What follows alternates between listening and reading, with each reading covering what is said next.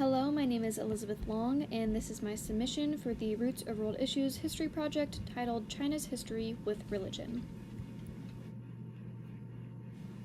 A modern world issue that needs to be talked about is China and her contentious relationship with religion.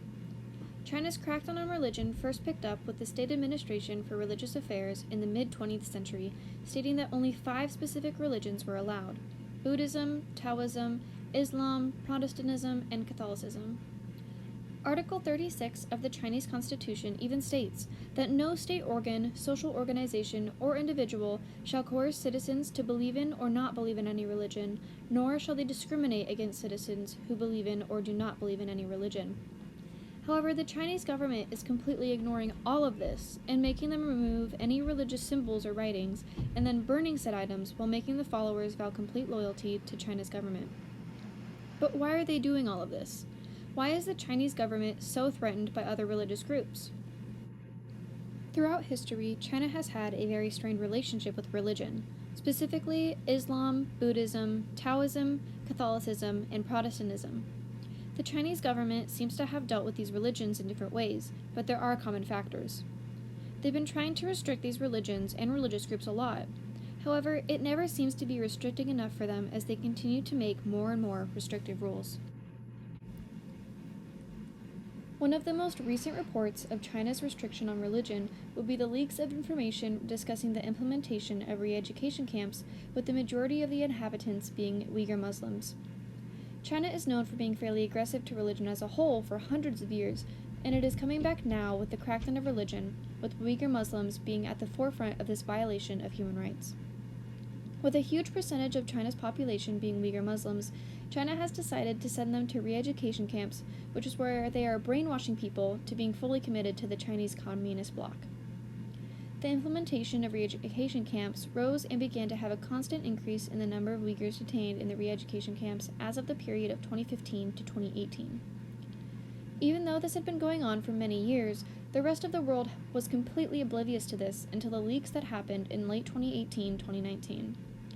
Because of this, Uyghur people who lived outside of China but still had friends and family inside of China had no idea what was happening to their friends and family. Rosencia Memetowi is one such person.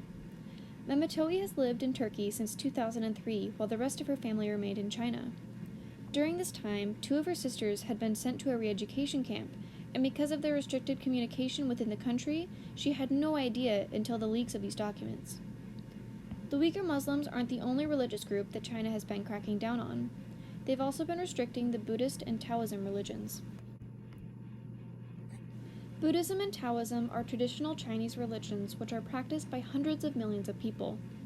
While these religions are seen to be more favorable by the government, the regulations for them appear intended to address a different problem: crass commercialization.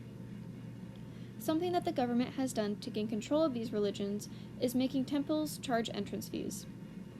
Not only is this just ridiculous that people would have to pay to worship, but the majority of this money is sent to the state and doesn't even remain at the temples. A report from the state news media told of around 600 people being detained at a Buddhist pilgrimage site for pretending to be monks in order to scam people by fortune-telling, doing street shows, and even begging for alms. So not only is the government taking money from these people, but they've made it very easy for others to take advantage of these people as well. These aren't the only religions that the government made ridiculous rules for either. Catholicism and Protestantism were also subject to the government's rules. Christianity is widely considered the fastest growing faith.